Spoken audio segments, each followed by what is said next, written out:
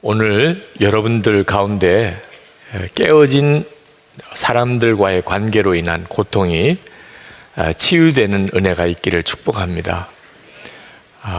지금 이 자리에도 부부 사이에 또는 부모 자녀 사이에 또는 가족 형제들 간에 또는 교우들끼리도 또는 일터에서 여러 인간관계 깨어진 아픔이 있는 분들이 많이 있으실 겁니다. 예수 그리스도 안에서는 우리의 깨어진 사랑과의 관계 치유의 역사가 있습니다. 오늘 여러분들이 주 예수님을 주목하는 중에 여러분 마음 깊은 곳에 있는 상처, 도무지 해결되지 않는 관계의 어려움이 해결되어지는 역사가 있기를 축복합니다. 우리의 믿음은 하나님과의 관계에서만 드러나지 않고 사람들과의 관계에서도 드러납니다. 제임스 휴스턴이라고 기도에 대한 참 좋은 책을 쓰신 목사님이 제자들에게 그런 이야기를 했습니다. 아내의 얼굴은 너희 믿음의 이력서다, 그런 말씀을 하셨습니다. 그 남편 된 자가 어떤 믿음을 가졌는지는 아내의 얼굴을 보면 안다는 거죠. 여러분 제 아내 얼굴 보셨습니까? 네. 그게 제 믿음입니다. 네. 남편의 얼굴은 아내의 믿음의 이력서입니다. 자녀들의 얼굴은 부모의 얼굴의 이력서입니다. 여러분 주변에서 아주 가까운 사람들의 얼굴은 여러분들의 믿음을 그대로 반영하는 겁니다. 여러분, 사람은 대단히 소중한 존재라는 걸 알아야 합니다. 바쁘기도 하고 또 돈도 벌어야 되고 그래도 절대로 사람을 놓치면 안 됩니다. 노벨 평화상을 수상했던 제인 아담스라는 여인이 평생을 시카고 그 빈민가에서 불황 청소년들을 돌보는 사역을 했습니다. 그가 부모에게 이런 아주 참 중요한 말씀을 전했습니다. 딸이 엄마와 이야기하고 싶어 하거든 지금 오븐에 음식이 타고 있어도 먼저 딸과 이야기하세요. 아들이 아버지와 이야기하고 싶어 하거든 가게 문을 닫고서라도 아들의 말 상대가 되어 주십시오. 그것이 돈을 버는 것입니다. 이 마지막에 돈을 버는 것입니다에 눈이 확 뜨일 거예요. 네. 왜냐하면 이 돈 버는 것 때문에 아이들에게 소홀하게 하거든요. 그 애들 학비 벌어주고 뭐 옷 사주고 해야 되니까 내가 아이들하고 이야기할 시간이 없다고 말하는 거거든요.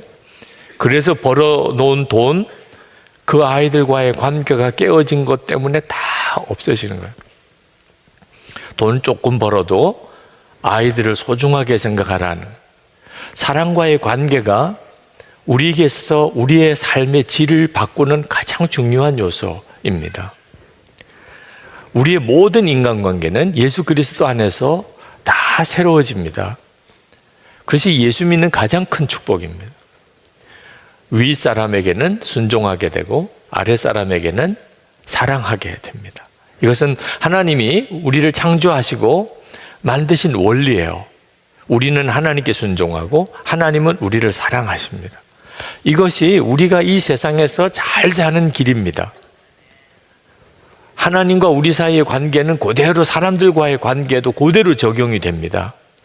위에 사람에게 순종하고 아랫 사람을 사랑하는, 가족들 사이에도 일터에서도 모든 관계에서 다 공이 적용돼야 합니다.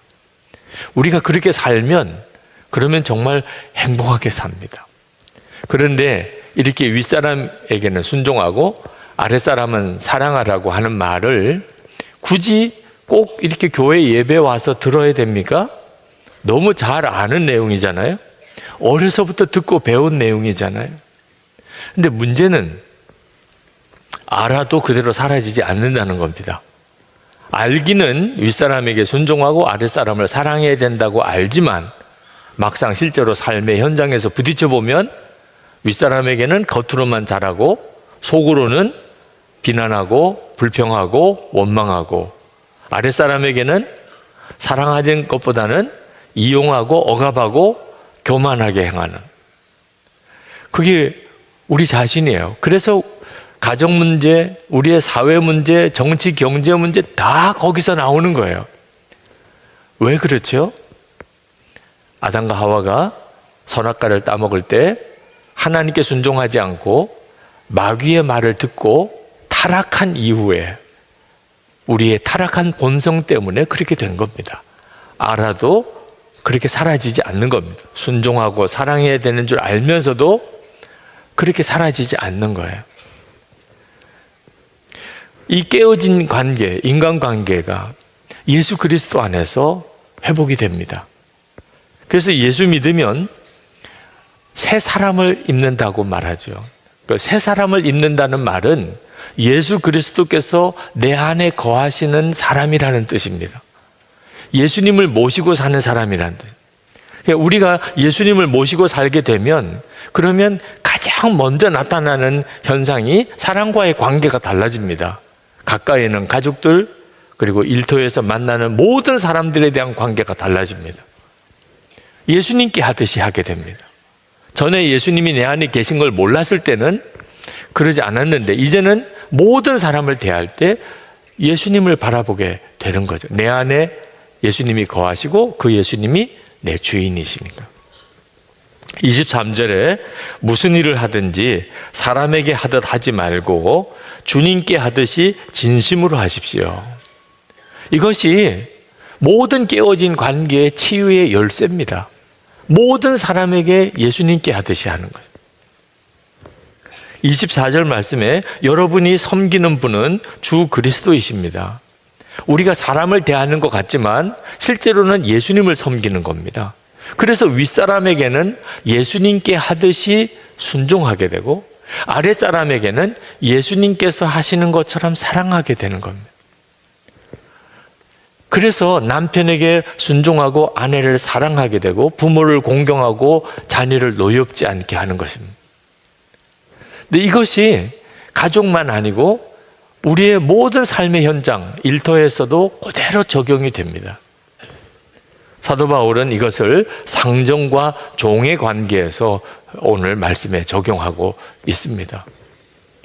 사도 바울이 살던 당시에는 노예가 많았습니다. 로마 시대는 정말 노예가 많았습니다. 근데 그 노예들 중에 예수 믿는 사람들이 많아졌습니다. 자, 예수를 믿은 노예들에게는 어떻게 살라고 가르쳐야 되죠? 예수님을 영접했습니다. 자, 그 다음에는 어떻게 사는 거죠? 그의 상전에게 예수님께 하듯이 순종하는 겁니다. 그전에는 어떻게 순종했는데요? 겉으로만 순종하면 됩니다. 겉으로만. 속마음이야 뭐 부글부글 끓든지 욕을 하든지 뭐 원망을 하든지 겉으로만 예예하면 되는. 근데 예수를 영접했습니다. 새 사람을 입었습니다. 예수님이 그 마음에 거하십니다. 이제는 그렇게 안 되는 거예요. 상전에게 주님께 하듯이 순종하게 되는 겁니다.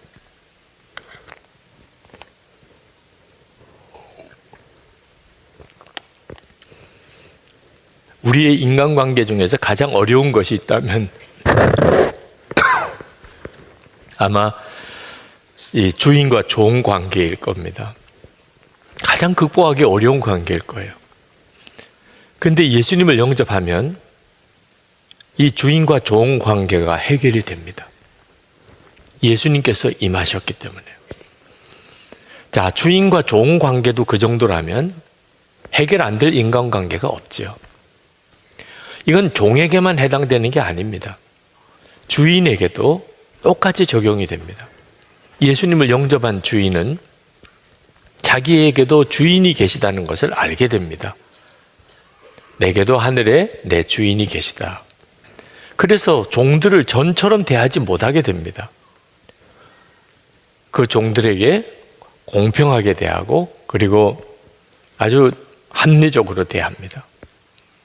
억압하거나 폭력을 행사하지 못합니다. 예수님이 마음에 거하시니까. 중요한 것은 이것이 말씀으로, 설교로만 되어진 게 아니고 실제로 이루어졌다는 것입니다. 골로새 교회 안에 이 말씀 그대로 되어지는 사건이 일어났습니다. 이 골로새 교회 안에 빌레몬이라는 아주 부자가 있었습니다. 그에게는 노예가 많았습니다. 어느 날 그 노예 중에 오네시모라는 노예가 도망을 갔습니다. 그때 당시에 노예가 주인의 집에서 도망을 갔다면 붙잡아서 죽일 수 있었습니다. 근데 이 오네시모가 도망을 가서 사도 바울을 통해서 복음을 듣고 예수를 믿고 거듭났습니다. 아주 신실한 그리스도인이 되었습니다. 사도 바울이 오네시모에게 주인에게 돌아가라고 이야기했습니다. 더 이상 도망 다니는 노예가 되지 말라. 그리고 빌레몬에게 편지를 썼습니다. 빌레몬도 그리스도인입니다. 빌레몬에게 오네시모를 보내겠다고 편지를 썼습니다. 근데 이제는 종으로 여기지 말고 형제로 여겨달라. 그게 빌레몬서입니다. 그리고 전승에 의하면 빌레몬이 그 사도 바울의 권면대로 오네시모를 형제로 받습니다.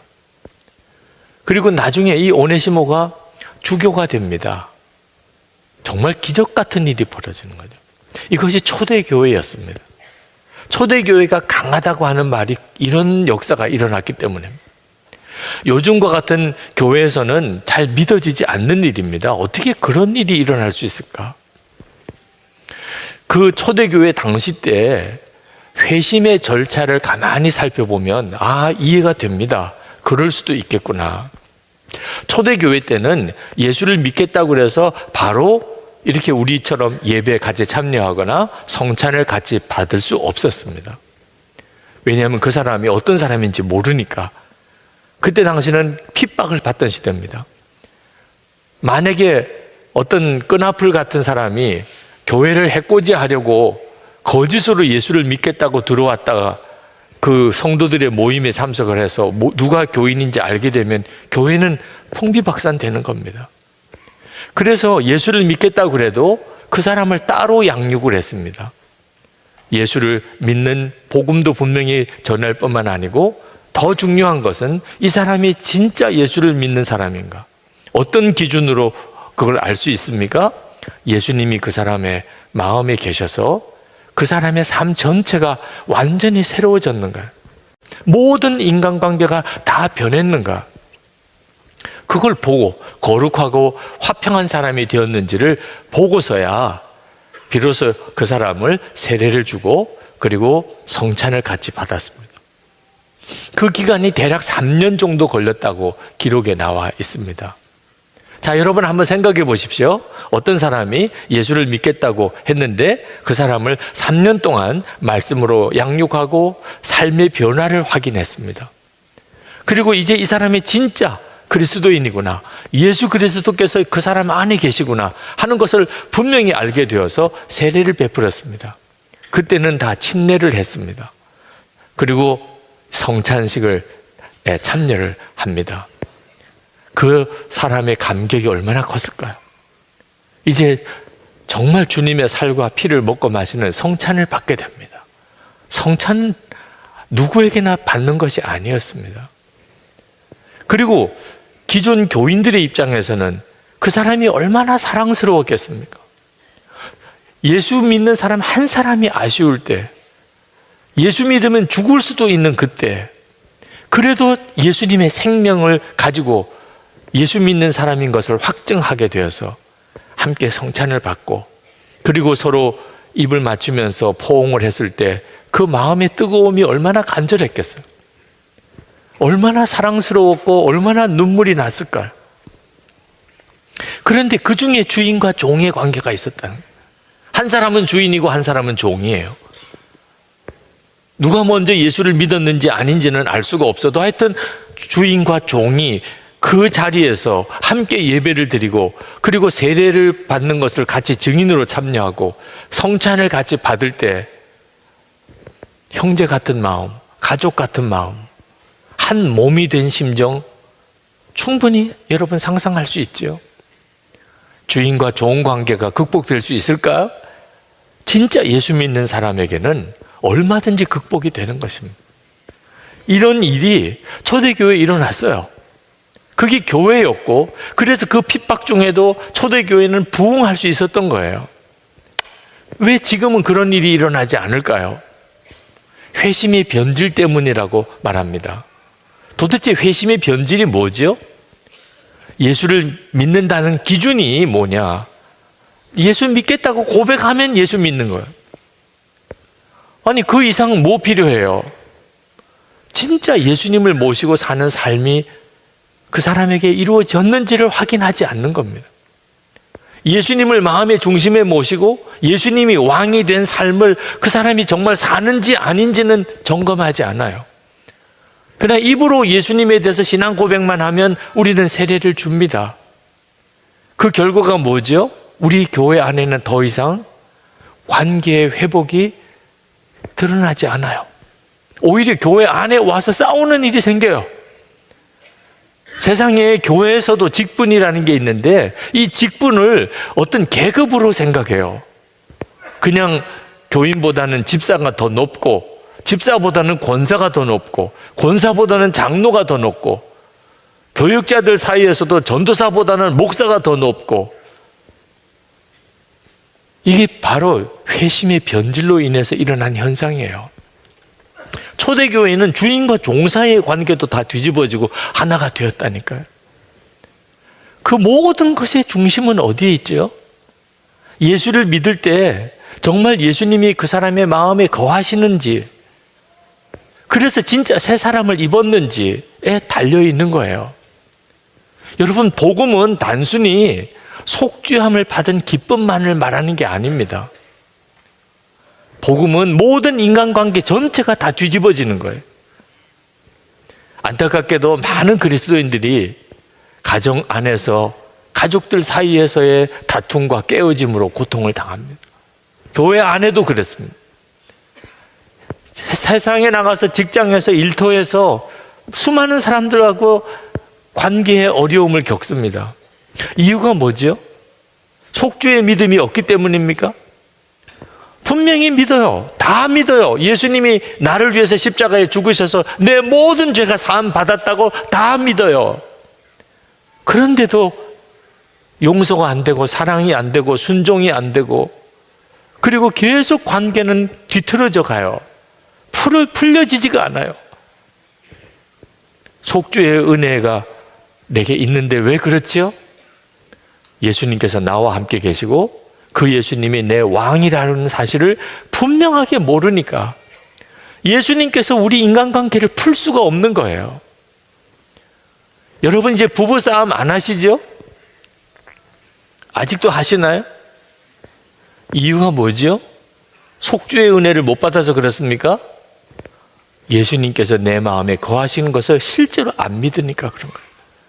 아니, 예수님 앞에서 어떻게 싸워요 도대체? 어떻게 할 말 안 할 말 다 할 수 있어요? 예수 그리스도가 내 안에 거하시는 것이 우리의 모든 인간관계를 다 새롭게 하는 것입니다.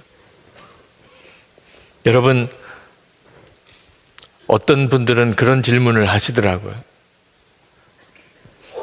잘못된 권위, 악한 권세에도 순종해야 됩니까?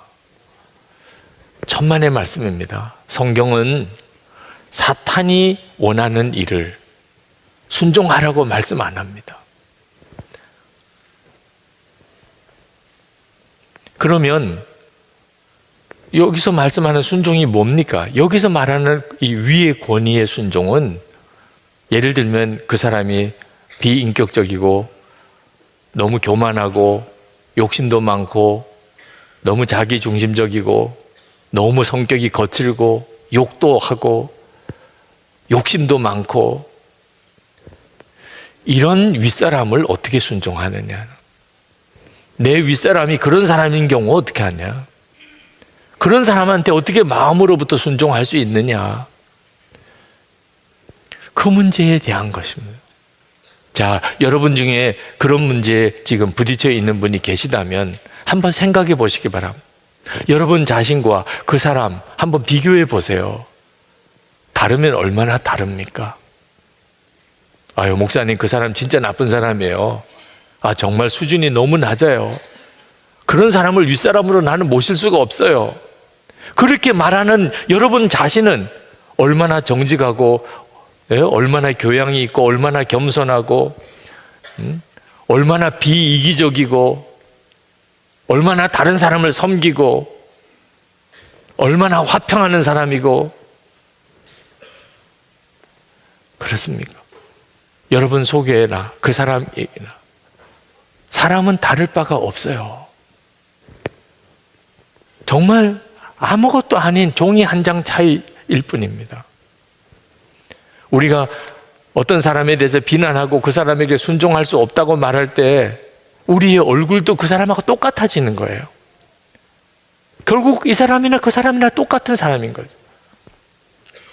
여러분, 우리가 도대체 수준이 안 맞고 비인격적이고 욕심도 많고 그리고 정말 성격도 아주 안 좋고 자기중심적이고 아랫사람을 함부로 부리고 그런 사람과 다른 게 뭐가 있죠? 도대체 우리는 그 사람하고 뭐가 다른 거죠? 단 하나 다릅니다. 우리는 예수 그리스도가 우리 안에 계시다는 그거 하나 외에는 다른 게 없어요. 그 사람도 악하고 나도 악해요. 그 사람도 문제고 나도 문제예요. 그 사람도 이기적이고 나도 이기적이에요. 그 사람도 음란하고 나도 음란해요. 다른 게 있다면 그런 내 안에 예수 그리스도가 계신 거. 그거 하나가 그 사람과 다른 거라네. 그래서 우리는 사람을 볼 때 이제는 더 이상 전에처럼 보지 못하고 예수님의 마음으로 그 사람을 품고 예수님의 눈으로 그 사람을 보는 거예요. 예수님의 마음, 예수님의 눈이 뭐지요? 여러분, 우리 자신이 얼마나 더럽고 추하고 악합니까? 여러분이 지금까지 살아오셨기 때문에 여러분 자신을 계속 여러분이 보셨잖아요. 그런데 하나님은 그런 우리를, 지옥에 갈 수밖에 없는 우리를 하나님은 사랑하셨어요. 그리고 독생자를 주셨어요. 우리를 위해서 대신 십자가에 죽으셨어요.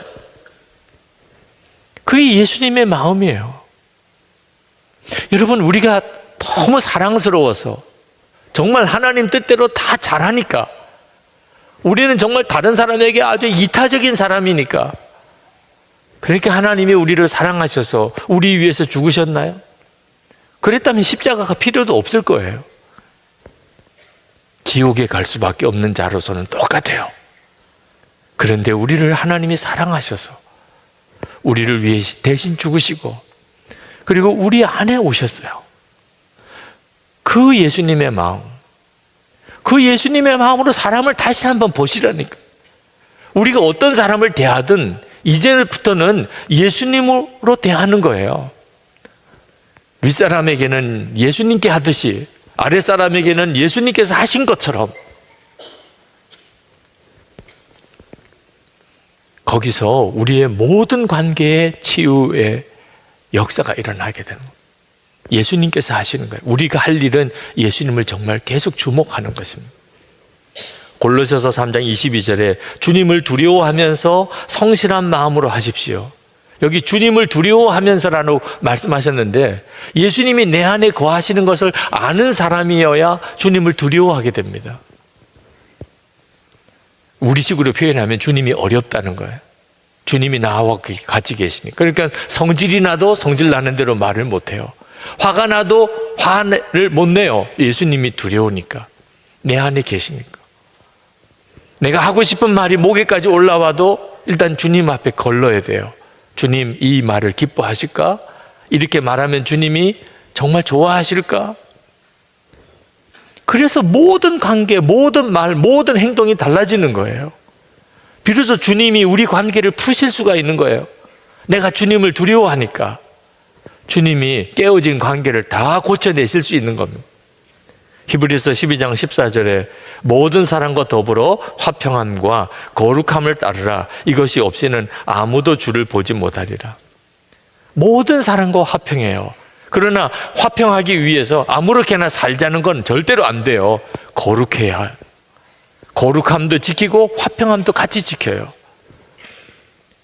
예수님이 내 안에 거하시는 것을 아는 사람이 그래요. 이 사람이 주님을 보게 되는 사람이에요. 어느 전도사님이 교회를 떠나는 문제로 상담을 왔어요. 그 전도사님의 이야기를 들어보니까 그 목사님과 장로님들이 정말 정말 횡포에 가까운 일을 하였더라고요. 전도사님이 그 교회에서 섬기기가 대단히 어려운 사정이더라고요. 근데 그 전도사님과 함께 도대체 하나님의 뜻을 찾으면서 성경을 같이 보았어요. 사무엘이 그 엘리 제사장 밑에서 홈리와 비느하스 그 제사장의 두 아들과 그 교회를 성전을 섬기던 때, 그리고 요셉이 보디발의 집에 종으로 팔려가서 억울하게 감옥에 가서 그렇게 지내던 그때의 일들, 다니엘이 세 친구와 함께 바벨론의 포로로 잡혀가서 그 느부갓네살 왕의 말할 수 없는 폭정 밑에서 거기서 지냈던 일들 같이 쭉 읽었어요. 그리고 그 전도사님 마음에 하나님이 답을 주셨어요. 하나님이 정하신 기간 동안 제가 다시 돌아가서 그 목사님과 장로님들을 잘 섬기겠습니다. 그리고 돌아가셨어요. 예수님께서 모든 것에 대한 분별과 판단을 주세요. 어느 여자 교수님이 교회를 나오게 됐는데 그분이 유학을 가서 박사학위를 얻고 그리고 한국 교수로 임명이 되어서 오셨습니다. 근데 어머님이 계셨어요. 어머님이 6.25 사변 때 남편을 잃고 혼자 지내면서 그 딸 뒷바라지를 다 했습니다. 떡 장사부터 안 해본 게 없을 정도로 열심히 일하면서 딸 뒷바라지를 했어요. 유학까지 잘 마치고 그리고 이제 교수가 되어 온 겁니다. 교수가 되어서 어머니 생신 때 어머니 소원이 있으면 하나 말씀하세요. 제가 어머니 그동안에는 저를 위해서 사셨는데 제가 이제는 어머니를 위해서 살겠습니다. 그랬더니 어머님이 하시는 이야기가 나하고 같이 교회 가주면 내가 다 소원이 없다 더 이상. 그러죠. 어머니 제가 어머니 다니는 교회 같이 가겠습니다. 그래서 이제 교회를 나오게 된 겁니다. 그런데 교회를 나와 보니까 세상에 교회 안에 싸움이 벌어지는 거예요. 이런 게 교회인 줄 생각도 못했어요. 얼마나 실망하고 화가 나는지. 난 더 이상 이런 교회 다닐 수 없어. 그리고 집으로 돌아왔는데 딸 얼굴 표정이 안 좋은 걸 알고 어머님이 물었어요. 무슨 일이 있었냐 교회에. 이 교회에서 일어난 일들을 다 이야기했습니다. 사람들의 말이 이렇고 저렇고 교회 안에 어떻게 교인들끼리 그렇게 싸울 수 있으며 난 다시는 교회 안 나가겠다고 그랬어요. 그때 그 어머님이 눈을 지그시 감고 이렇게 이야기를 했습니다. 나는 이날 평생 교회에 다녔어도 하나님 한 분 좋아서 다녔기 때문에 다른 사람들의 불평하는 소리 하나 듣지 못했는데 너는 어쩌다가 그렇게 교회 나온 지 얼마 안 되는데 불평하는 소리만 들었니?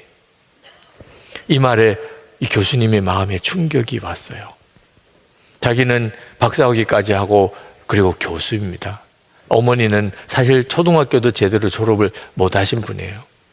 그런데 어머니의 마음이 어찌 그리 넓고 자기 마음은 어찌 그리 좁으냐 말이에요. 어머님이 수십 년 교회를 다니신 것이 그냥 다니신 것만 아니라는 걸 깨달았어요. 그러면서 생각했어요. 자기가 어릴 때부터 자라는 동안 어머님이 자기를 뒷바라지 하면서 그 힘들고 어려운 형편 속에서도 한 번 원망, 불평, 탄식 안 하시고 늘 감사하다, 하나님 감사하다 그렇게만 하셨던 어머니. 그게 그냥 되는 줄 알았어요. 근데 실제로 자기가 겪어보니까 자기는 비교할 수 없는 좋은 형편인데도 모든 게 다 불평이고 원망이고 탄식인데 어찌 어머니는 감사만 하시나? 우리 어머님이 진짜 하나님을 만나셨구나. 그리고 정말 울고 회개하고 그가 믿음을 지키신 일을 이야기하셨어요. 여러분, 지금 우리가 사는 시대에는 노예가 없어요. 여기에 종인 사람 한 사람도 없습니다. 그런데도 성경은 종이 해야 할 일에 대해서 가르치고 있어요. 아니 성경이 뭐 노예 제도를 지금 찬성하는 겁니까? 절대 그렇지 않습니다. 노예 제도는 인간이 타락했기 때문에 나온 결과예요. 얼마 전까지도 사실 노예 제도가 있었어요. 그런데 그 노예 제도가 다 이제는 사라졌습니다. 그 과정에서 기독교가 가장 결정적인 역할을 했어요. 하나님이 노예 제도를 인정하셨기 때문에 종의 윤리를 말씀하신 게 아닙니다. 우리가 예수를 믿으면 성경은 우리가 예수님의 종이라고 말합니다. 저도 그렇고 여러분도 그래요. 여러분들이 저를 주의 종 그렇게 말씀을 하지만 여러분 그렇게 말하고 여러분은 도망가면 안 돼요. 네. 여러분도 똑같아요. 여러분 다 예수님의 종이에요. 우리가 마귀의 종이었는데 이제는 예수를 믿고 예수님의 종이 되었어요. 그러면 마귀 종이나 예수 종이나 종인데 똑같네. 이건 정말 몰라서 하는 얘기예요. 마귀의 종이나 예수의 종은 이 두 가지밖에는 선택의 여지가 없어요. 마귀 종 아니려면 예수님의 종이 돼야 되고, 예수님의 종이 되기 싫으면 마귀 종으로 살아야 돼요. 마귀의 종은 영원한 멸망이에요. 끝도 없는 고통과 멸망이에요. 예수님의 종은 영생의 영광이에요. 비교할 수가 없어요. 제가 거듭났을 때 저는 주님께 저 자신을 종으로 드리겠다고 스스로 자원해서 헌신했어요. 저는 그전에는 아버지가 목사가 되라고 그래서 목사가 되었는데 목사가 되는 게 너무 답답하고 싫고 부담스러웠어요. 그런데 은혜의 눈이 열리고 주님을 만나고 나니까 예수님의 종이 되는 것이 가장 큰 기쁨이더라고요. 정말 말할 수 없는 기쁨의 눈물이 흘렀어요. 예수님을 모르니까 그런 거예요. 나는 죽고 예수로 사는 것은 비참한 삶인 줄로 생각하는 사람이 있어요. 예수님의 종이 되는 것은 너무너무 슬픈 건 줄로 생각하는 사람도 있어요. 여러분 정말 몰라서 그런 거예요. 예수님이 얼마나 좋으신지 몰라서 그런 거예요. 누더기 옷을 벗어버리고 그리고 왕이 입는 옷을 입는 것이 그게 어떻게 슬픈 일일 수 있겠어요. 내가 죄의 종로로 하던 자가 이제는 예수님의 종이 된다는 것은 가장 고귀하고 가장 기쁨이 있고 가장 영광스럽고 가장 행복한 삶이 되는 거죠. 여기서 우리 인생 전체가 바뀌는 거예요. 여러분 어떤 사람이 하나님 앞에 가서 상을 받을 줄 아십니까? 모든 사람을 예수님께 하듯이 섬긴 사람. 24절 말씀에 말씀합니다. 여러분은 주님께 유산을 상으로 받는다는 사실을 기억하십시오. 여러분이 섬기는 분은 주 그리스도이십니다. 오늘 이 시간에 여러분의 깨어진 관계가 치유되는 역사가 있기를 축복합니다. 하나님께 정직하게 올려드리세요. 하나님, 저 이 문제 때문에 너무 마음이 힘듭니다. 누구랑 사이가 안 좋습니다. 전 너무 많은 상처를 받았습니다. 그것 때문에 계속 정말 잠도 편안하게 못 잡니다. 하나님 앞에 올려놓으세요. 하나님이 주시는 답은 여러분 안에 계신 그리스도예요. 이제부터는 예수 그리스도로 그 사람을 대하라는 거예요. 여러분보다 위에 분이면 예수님께 하듯이 순종하고 여러분보다 아랫사람이면 예수님께서 하신 것처럼 사랑하는, 우리가 할 수 있는 일은 그거밖에 없어요. 그 다음에는 주님이 다 뒤집어 놓으시고 바로 하시고 새롭게 하시고 충만하게 하십니다.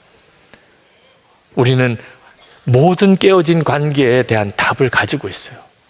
우리 안에 오신 예수 그리스도. 그 예수 그리스도를 정말 믿고 사는 자가 새 사람을 믿고 사는 사람입니다. 오늘 이 시간 여러분 안에 우리 주님이 주시는 완전한 관계의 치유가 있기를 축복합니다. 여러분 기도하십시다. 주님, 내 삶에 깨어진 사랑과의 관계가 다 회복되고 치유되기 원합니다. 예수님 안에서 완전히 내 삶의 관계가 다 치유되고 회복되기를 원합니다. 주님, 저를 사용하소서. 그리고 주님만 이제 바라봅니다. 우리 다 같이 통성으로 기도하겠습니다. 오늘 주님을 사랑하는 여러분들의 마음에 기도의 문이 활짝 열려지게 되기를 축복합니다. 이번 주간 설교 준비를 하면서 내내 주님의 말씀이 제 귀에 쟁쟁 울리는 것 같았습니다. 기도에 힘을 쓰십시오. 사도 바울이 골로새 교인들에게 서신을 보내는 맨 마지막에 하셨던 아주 간곡한 권면의 말씀이 기도에 힘을 쓰십시오 라고 하는 그 말씀입니다. 근데 이 말씀은 사도 바울 자신의 말이 아니고 사도 바울 안에 거하시는 예수 그리스도께서 하시는 말씀이라고 해석이 됩니다. 예수님께서 십자가 달리시기 전에 겟세마네 동산에서 마지막 기도하실 때 그때 예수님이 제자들에게 하셨던 말씀이 그 말씀이셨습니다. 마태복음 26장 40절부터 너희가 나와 함께 1시간도 이렇게 깨어 있을 수 없더냐. 시험에 들지 않게 깨어 기도하라. 마음에는 원이로되 육신이 약하도다. 그렇게 말씀하셨는데 골로새서의 마지막 부분에도 동일하게 기도에 힘쓰라는 말씀을 하고 계십니다. 이 말씀은 그대로 지금 우리에게도 주시는 말씀입니다. 골로새서를 이제 마지막 부분에 와서 하나님은 저와 여러분에게 기도에 힘쓰라고 하는 말씀을 주십니다. 왜냐하면 이것은 우리의 영적인 생명과 매우 직결되는 문제이기 때문에 그렇습니다. 주님께서 저에게 계속해서 이 말씀에 대해서 한 주간 내내 저를 강권하시고 제 귀에 기도에 힘쓰라는 말씀을 주신 것은 오늘 여러분에게 그저 귀로만 은혜 받고 끝나는 설교를 해서는 안 된다, 그런 말씀을 하시는 것 같았습니다. 실제로 기도하게 하라, 실제로 기도하도록 그렇게 말씀을 전하라, 그런 마음을 저에게 주셨습니다. 저는 정말 그렇게 되기를 원합니다. 여러분이 그저 은혜만 받고 정말 기도해야 되겠구나라는 정도로만 생각하지 않고 당장 오늘 저녁부터 여러분이 기도하는 자리로 나가는 역사가 일어나기를 원합니다. 여러분, 기도하지 않고 산다는 것은 대단히 심각하고 위험하고 하나님 앞에 큰 죄가 된다는 사실을 알아야 합니다. 이번 주간에 우리가 말씀 묵상했던 역대상을 읽어보면 역대상 10장에 사울 왕이 비참하게 죽는 장면이 나옵니다. 그 사울 왕의 일생에 어떤 것도 기록하지 않고 마지막에 비참하게 죽는 그 부분만 기록을 딱 해놓고 있습니다.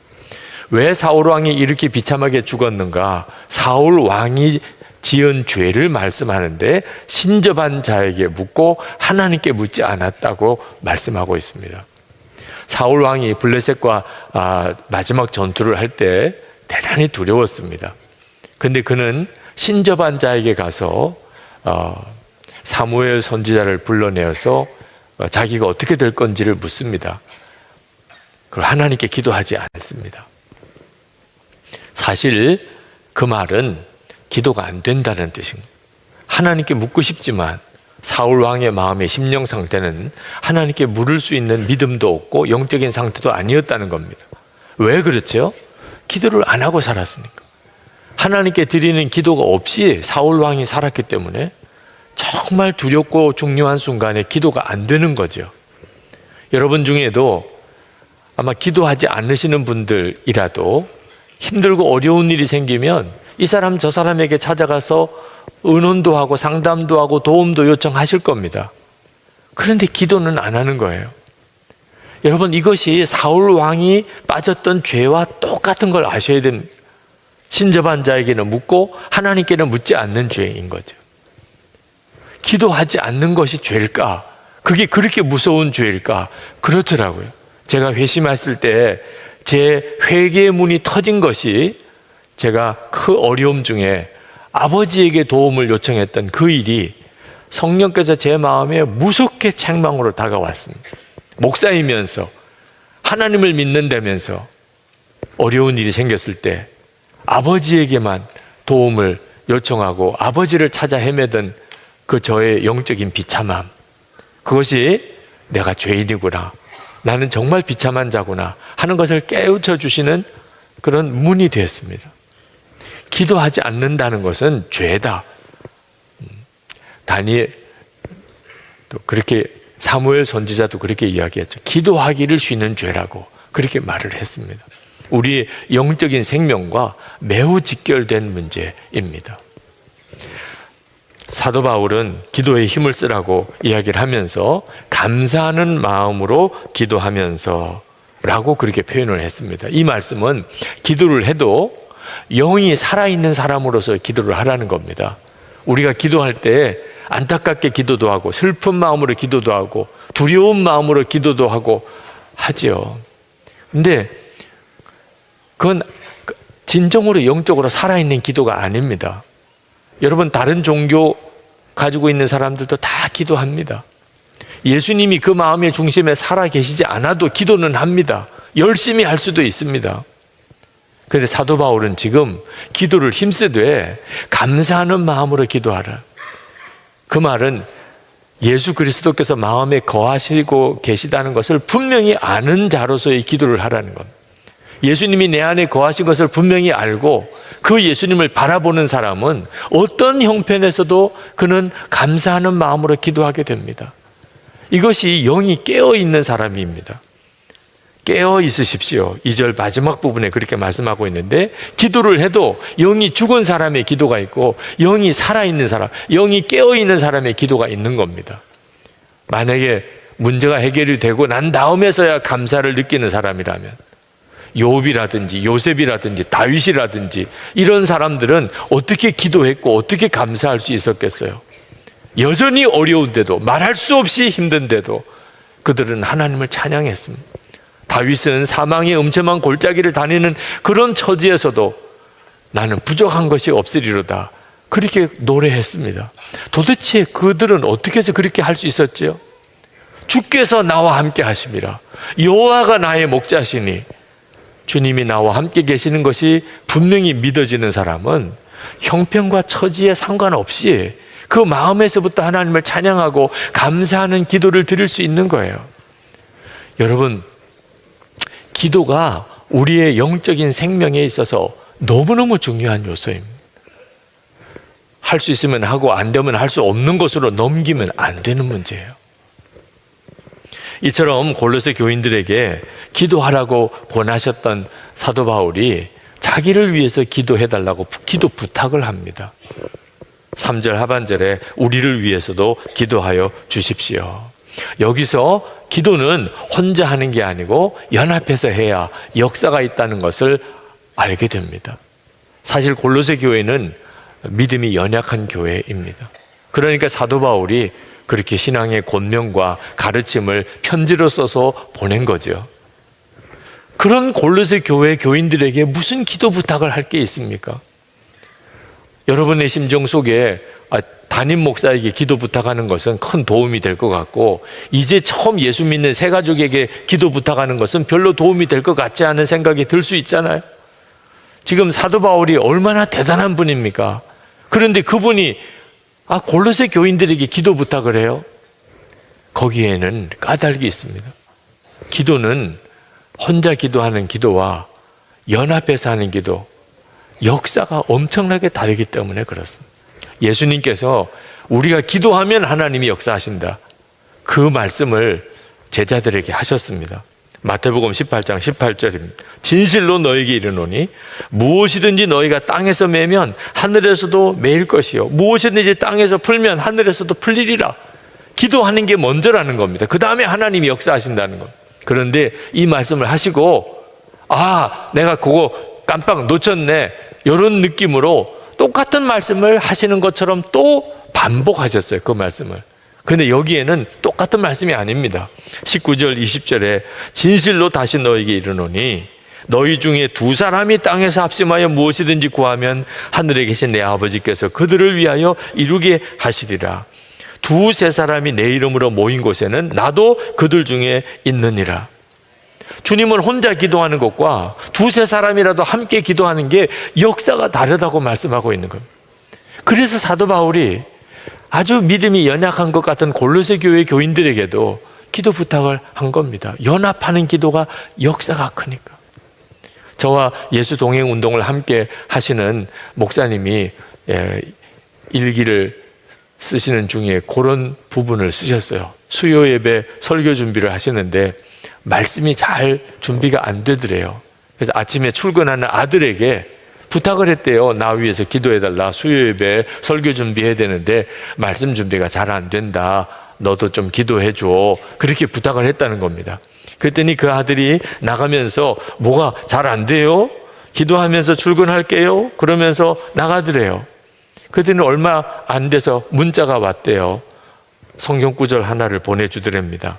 다윗이 이같이 물매와 돌로 블레셋 사람을 이기고 그를 쳐 죽였으나 자기 손에는 칼이 없었더라. 사무엘상 17장 50절 말씀이죠. 목사님이 주님의 음성으로 들리더래요.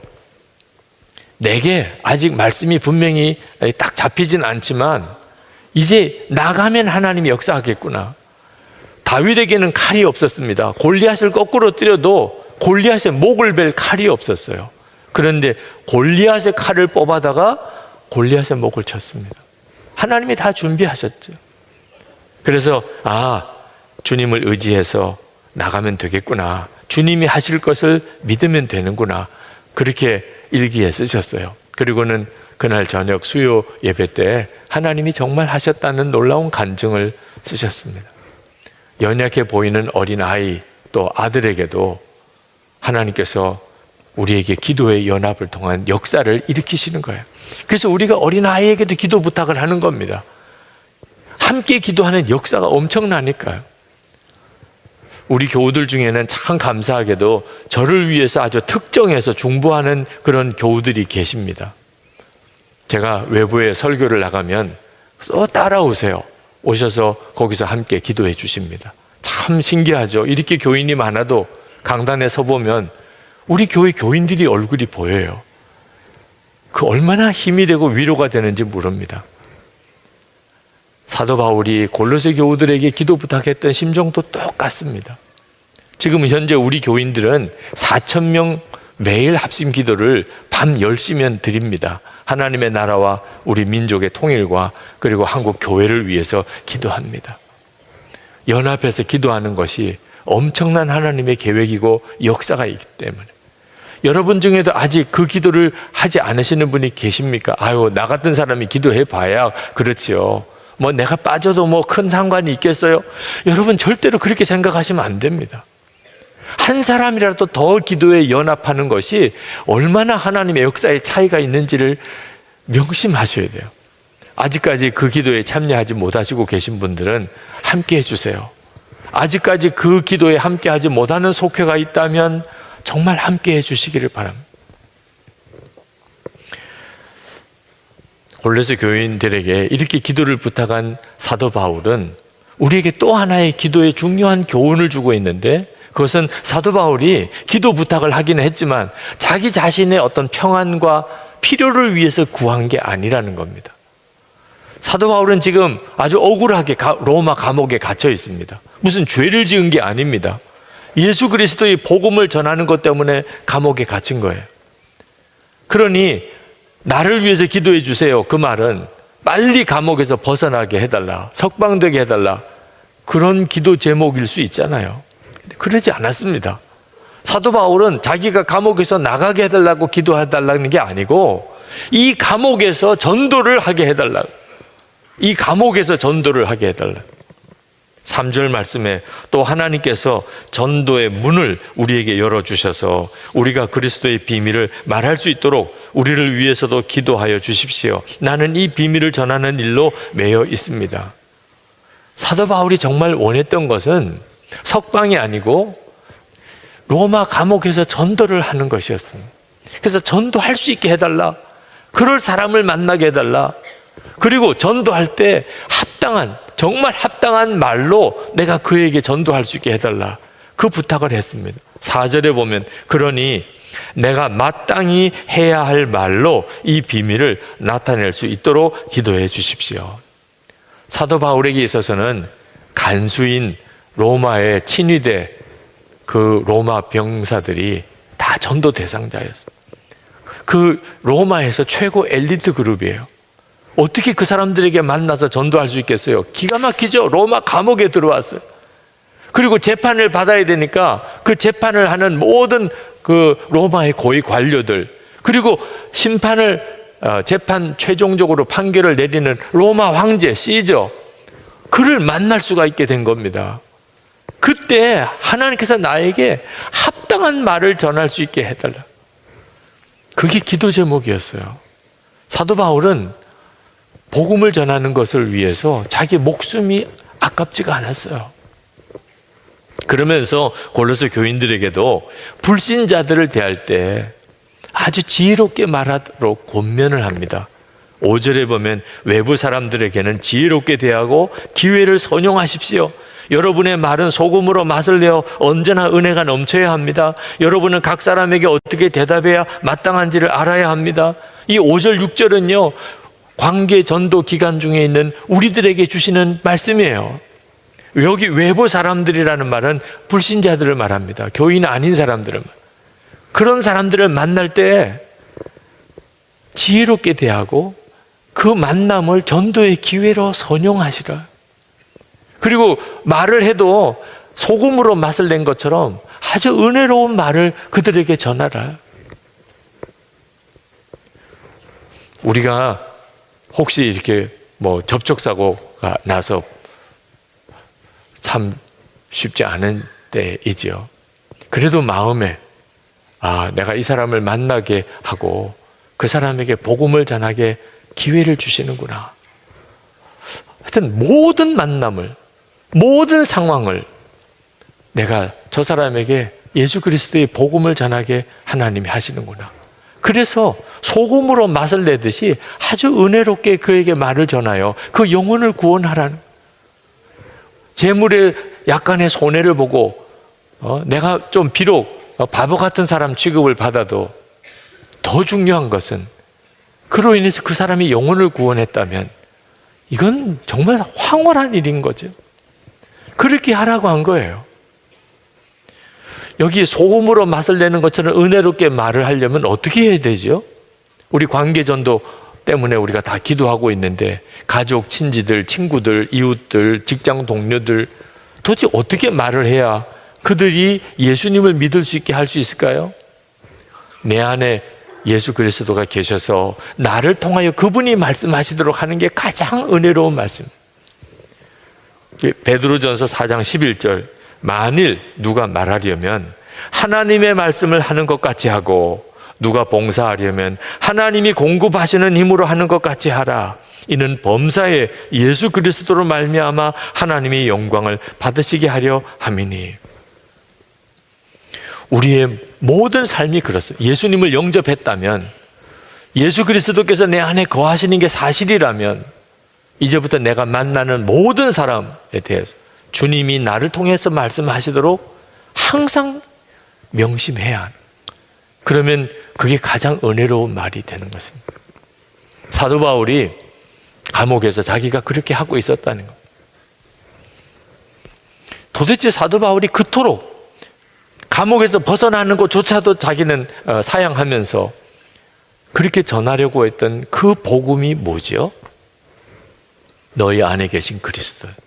골로새서 1장 27절, 하나님께서 이방 사람 가운데 나타난 이 비밀의 영광이 얼마나 풍성한지를 성도들에게 알리려고 하셨습니다. 이 비밀은 여러분 안에 계신 그리스도요 곧 영광의 소망입니다. 온 인류의 속죄주이신 예수 그리스도, 그분이 지금 내 안에 계시다. 예수를 믿기만 하면 예수님은 그 사람 안에 오신다. 이걸 반드시 전해야 되겠다는 거예요. 모든 사람에게 전해야 되겠다는 거예요. 이 말씀을 붙들고 기도하는데 우리 자신을 돌아봤어요. 예수 그리스도가 내 안에 계신 거 사도 바울이나 우리나 다 아는 내용입니다. 여러분들도 이제 다 아시는 거예요. 그런데 사도 바울과 우리 사이에는 무언가 차이가 있다고 느껴져요. 무슨 차이죠? 사도 바울은 그 복음을 전하기 위해서 자기 생명도 아까워하지 않았습니다. 우리에게 그 복음을, 내 안에 계신 그리스도를 가까운 사람에게 정말 전해야 되겠다고 하는 그런 열정이 사도 바울만 못해요. 왜 그렇게 차이가 나는 걸까요? 우리가 아직 내 안에 그리스도가 사시는 것을 정확하게 모르고 있기 때문에 그렇습니다. 그럼 어떻게 해야지요? 내 안에 예수님이 계시다는 것을 어떻게 하면 더 정확하게 알 수 있지요? 예수님과 친밀히 동행하는 것입니다. 예수님이 내 안에 계시다는 것만 알고 끝나면 안 됩니다.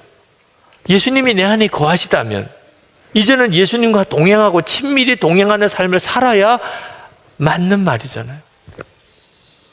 그때부터 사도 바울의 심정을 완전히 이해하게 됩니다. 이건 너무나 엄청난 사실이니까. 예수 그리스도께서 내 안에 계신 것, 그게 정말 사실이 되게 되면 가까운 가족들에게, 친지들에게, 친구들에게, 이웃에게 그거 전하지 않으면 그 사람이 정말 견딜 수가 없을 일이 되지 않겠습니까? 그래서 주님이 기도에 힘쓰라고 하는 말씀을 하시고 계신 거예요. 마지막에 사도 바울이 골로새 교인들에게 편지 쓰는 마지막 부분에 가서 기도에 힘쓰라고 하는 권하는 이유가 우리 안에 거하시는 예수 그리스도, 그분과 친밀히 동행하는 삶에 있어서 기도가 핵심이기 때문에 그렇습니다. 우리가 만약에 기도하지 않는다면 내 안에 예수님이 계시다고 하는 것 자체가 그냥 교리 지식으로 끝납니다. 왜? 예수님은 아무것도 하실 수가 없으니까. 요한복음 15장 5절에 예수님께서 말씀하시기를 나를 떠나서는 너희가 아무것도 할 수 없습니다 말씀하셨는데, 여기서 예수님과 기도를 바꾸어도 전혀 의미가 달라지지 않습니다. 기도가 없으면 아무것도 할 수 없느니라. 나를 떠나서는 너희가 아무것도 할 수 없느니라.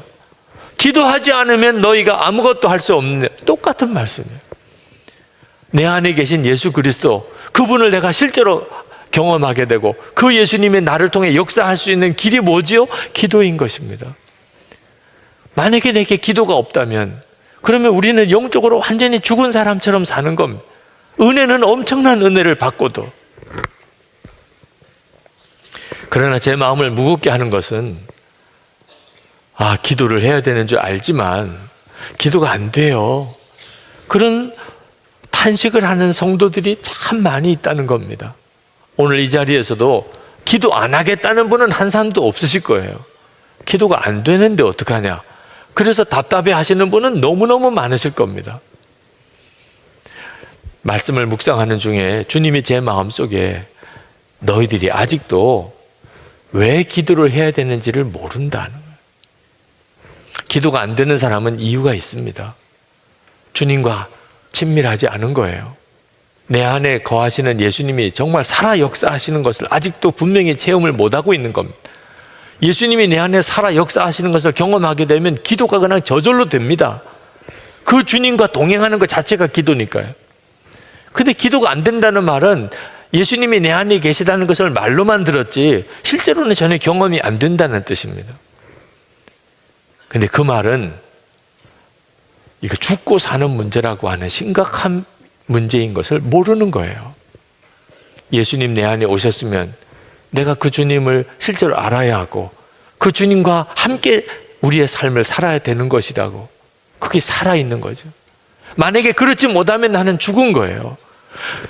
죽고 사는 문제인 줄로 알아야 그때 기도를 하게 됩니다. 기도가 얼마나 중요한지를 알면 기도를 하게 돼 있어요.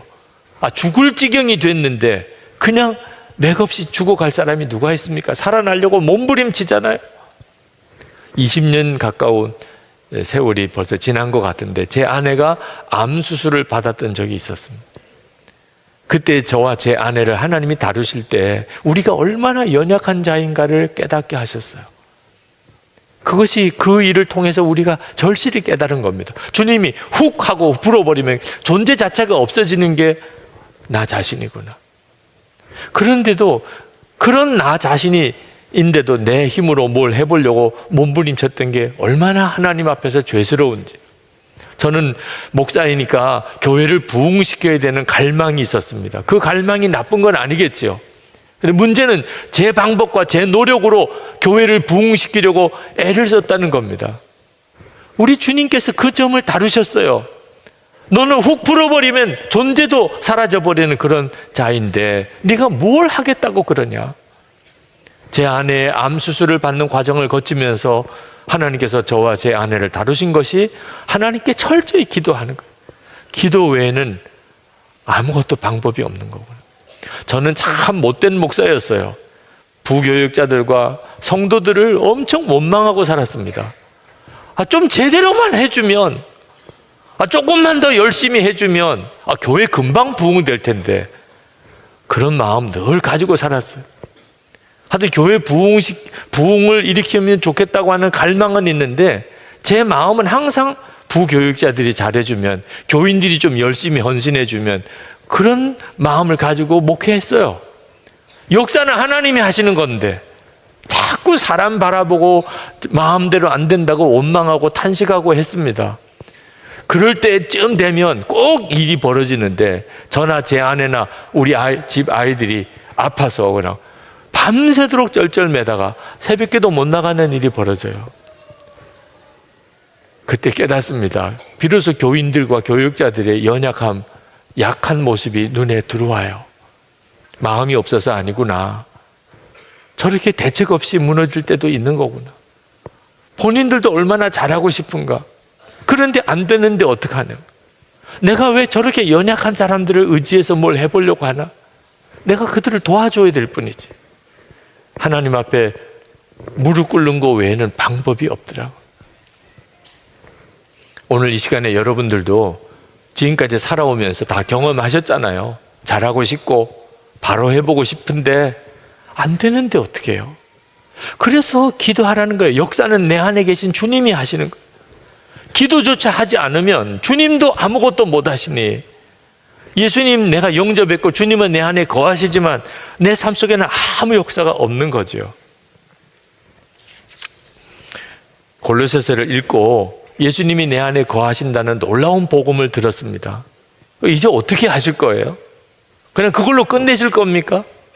아니, 내 안에 예수님이 거하신다는 이 엄청난 복음을 들었으면 그 예수님과 함께 살아야죠. 그래서 기도를 하라는 거예요.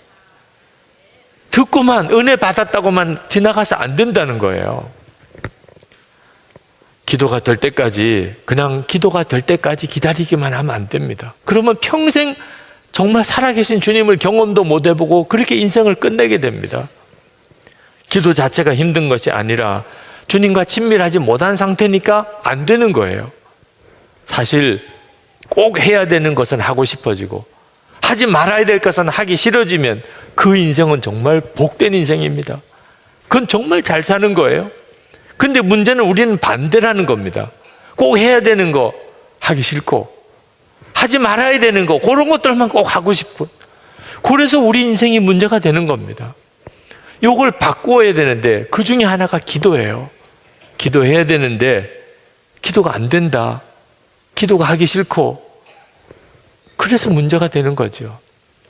그래서 힘을 쓰는 단계가 필요한 거예요. 처음에는 기도하려고 힘을 쓰는 단계. 저절로 된다면 무슨 걱정할 게 있겠습니까? 여러분, 식단 조절해야 되는 사람, 건강 때문에 음식 조절을 해야 되는 사람 얼마나 힘들어요. 먹고 싶은 거 먹지 말아야 되고 먹기 싫은 거 억지로라도 먹어야 되는 일이 얼마나 힘들어요. 처음이 그런 거예요. 그런데 꾸준히 해보세요. 그 다음에는 음식이 내 입에 맞아 들어오게 됩니다. 여러분, 중독에 빠진 사람 중독에서 벗어나려면 처음에 얼마나 힘들어요. 금단 현상이 일어나지요. 그러나 그 고비를 넘어가야 됩니다. 기도가 안 되는 것도 안 된다고만 내버려 두면 안 돼요. 정말 금식 기도한다는 마음을 가지고 모든 것 다 끊어버리고 오직 내가 기도에 매달리겠다. 하나님은 살아계시기 때문에 내가 그렇게 기도에 매달리면 반드시 하나님이 역사하셔서 우리를 붙들어 기도하게 만들어 주세요. 그 일이 오늘 여러분에게 일어나게 되기를 축복합니다. 공동체의 도움도 필요합니다. 혼자서만 몸부림쳐서는 될 문제가 아닙니다. 예수 동행 일기를 쓸 때 그걸 기도 일기로 쓰시는 것도 필요해요. 그리고 나눈 방에서 서로 나누면서 서로 격려하고 점검해 줘야 합니다. 이번 주간에 이 설교를 해야 되니까 저도 정말 기도에 힘쓰는 한 주간을 보냈습니다. 지난 3년 동안 내내 하나님이 제 마음에 가장 크게 강권하신 것이 기도하라는 것이었어요. 1시간 기도 운동을 그래서 하고 있지요. 그럼에도 불구하고 이번 주간에 또 조금 더 기도에 힘써야 되겠다, 그런 마음이 듭니다. 주님이 그걸 원하시는 것 같아요. 그거 안 하면 죽는다, 이런 일 아니라면 다 끊어버렸습니다. 그리고 시간을 내서 기도 시간을 냈습니다. 이번 한 주간 동안 내내 감기로 고생을 했지만 그런 가운데도 계속 기도의 자리로 나가려고 했어요. 말씀 보고 기도하고 말씀 보고 기도하고. 하나님께서 왜 기도에 힘쓰라고 하셨는지를 또 한 번 체험을 했어요.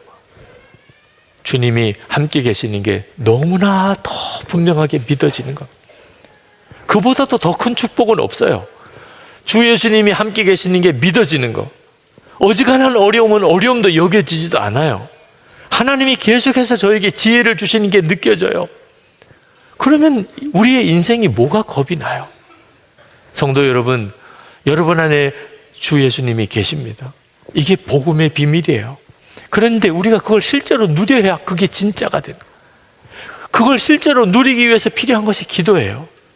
절대로 기도를 작게 생각하지 마세요. 안 되면 그냥 못하고 지나갈 문제가 아닙니다. 이건 죽고 사는 문제다. 내가 기도가 살면 주님과 동행하고 사는 거고, 내가 기도 못하면 내 영적인 생명은 죽은 거나 마찬가지다.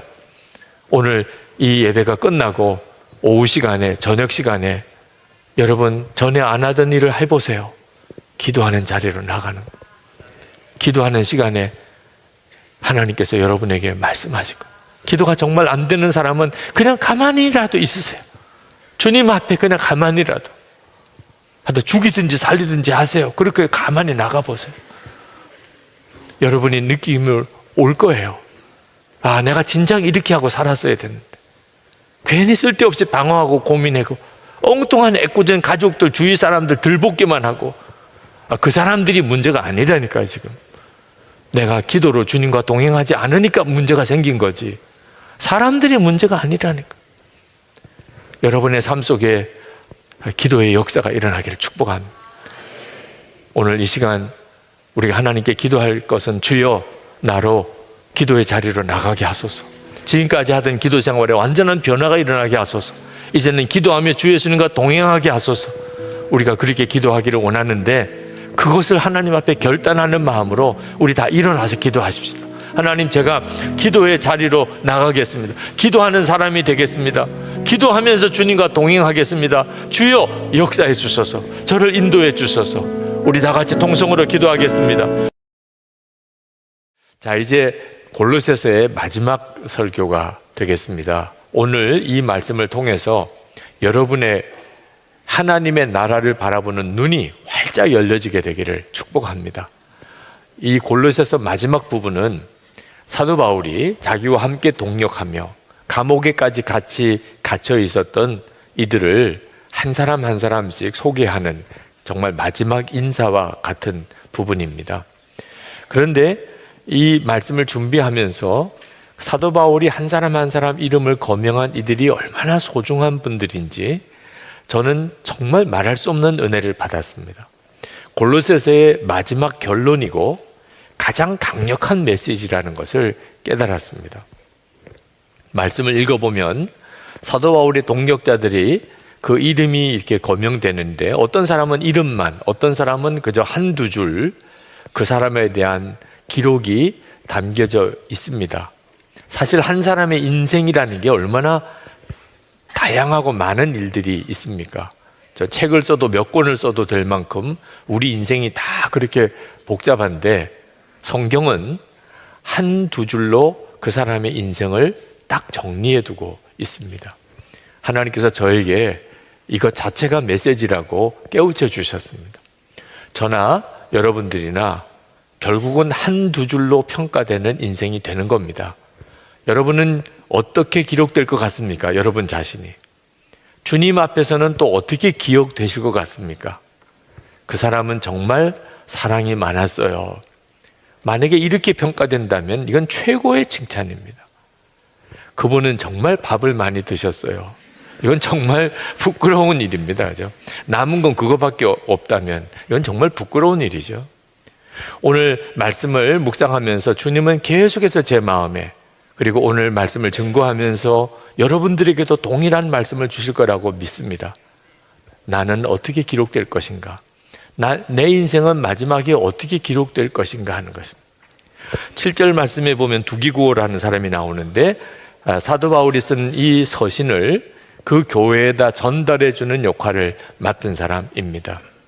9절에는 종이었다가 도망쳤던 오네시모라는 사람이 나오는데, 이 오네시모는 바로 이 골로새 교회 빌레몬의 집의 종이었습니다. 그가 감옥에 갇혀서 예수를 믿게 되고 사도 바울을 만나고 완전히 사람이 변했습니다. 그래서 이 종이었던 오네시모를 사랑받는 신실한 형제라고 그렇게 소개하면서 다시 돌려보냅니다. 예수 그리스도 안에서 이 버림받은 종, 또 죽을 수밖에 없는 종이 신실한 사랑받는 형제가 되어지는 역사가 복음의 능력입니다. 10절에 보면 함께 감옥에 갇혀있는 아리스다고와 마가를 소개하는데, 이 마가는 사도 바울이 1차 전도 여행을 떠날 때 함께 했던 사람입니다. 바나바의 사촌입니다. 그런데 중간에 너무 힘들다고 다시 돌아와 버립니다. 그 일로 인해서 사도 바울이 마음이 대단히 힘들었고, 2차 전도 여행을 떠날 때 바나바가 그 마가를 또다시 데리고 가려고 하니까 사도 바울이 아주 강하게 반대를 해서 두 분이 다투었습니다. 결국은 사도 바울과 바나바가 따로 팀을 구성해서 전도 여행을 떠나야 했을 정도로 사도 바울에게는 대단히 마음 아프게 한, 정말 힘들게 한 사람이 마가였습니다. 그런데 오늘 골로새서에 보면 그 마가가 사도 바울과 함께 감옥에 같이 있다고 말을 하고 있습니다. 예수 그리스도 안에서 사람은 정말 변합니다.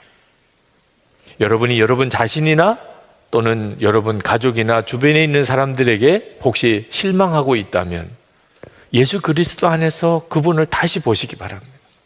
저는 어릴 때 정말 무서웠던 장로님이 있었습니다. 그분을 얼굴을 보는 것, 그것도 정말 숨이 막힐 정도로 힘들었습니다. 그 자세한 스토리를 말씀을 드리고 싶지는 않습니다. 아버님도 참 힘들어 하셨습니다. 그런데 제가 지방의 어느 연합 집회에 갔다가 깜짝 놀랐습니다. 그분이 거기에 계신 거예요. 목사님으로 계신 거예요. 어느 때에 맞춰 그분이 하나님의 부름을 받고 목회자가 되셨습니다. 그리고 그곳에서 목회를 하시는데 만만치 않은 그동안의 과정을 거치셔서 사람이 완전히 변하셨더라. 처음에 인사를 할 때는 뭐라고 말을 해야 될까 마음이 졸였는데 한참 대화를 하는 중에 그렇게 친밀하게 느껴질 수가 없었어요. 어릴 때 그 상처가 오히려 정말 신비한 어떤 친밀감으로 바뀌는 것을 보았습니다. 주 예수 그리스도 안에서 우리가 있다면 사람은 반드시 바뀝니다. 11절에 보면 유스도라는 사람이 나오는데 유대인입니다. 아리스다고나 마가나 다 유대인입니다. 유대인이 예수님의 부활의 증인이 되고 하나님의 나라 복음의 운동에 참여한다는 것은 그건 엄청난 희생을 각오해야 하는 것입니다. 가족, 친척들에게 완전히 버림받아야 되고 그 지역사회 공동체에서 유대인 공동체에서 완전히 쫓겨나야 되는 것입니다. 그런데 사도 바울에게는 정말 순전한 유대인들 중에 할례받은 사람들 중에 하나님 나라 운동에 함께했던 유스도 같은 사람이 있었습니다. 그래서 그는 그로 인해서 큰 위로를 받았다고 그렇게 고백을 합니다. 12절에 보면 이 골로새서를 쓰게 만든 에바브로라는 사람이 나오는데 그는 골로새 교회의 설립자입니다. 그가 로마에 있는 사도 바울에게 찾아와서 골로새 교회의 여러 형편을 이야기하고 골로새 교회를 위해서 함께 기도하다가 사도 바울이 골로새에 편지를 쓰게 된 겁니다. 14절에 보면 누가복음의 저자인 누가가 같이 있었고 데마라는 사람이 언급이 됩니다.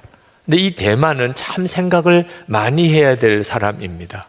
왜냐하면 나중에 데마는 세상을 사랑하여 사도 바울을 떠나게 되었습니다. 디모데후서 4장에 보면 데마가 세상을 사랑하여 나를 떠났다고 그렇게 언급됩니다.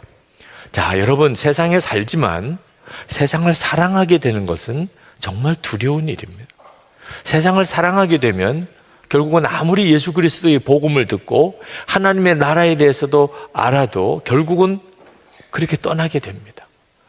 예수님에게 찾아와서 영생을 구했던 부자 청년이 그 재산을 가난한 사람에게 나누어 주고 나를 따르라 말씀하실 때 결국 그는 다시 세상으로 돌아갑니다.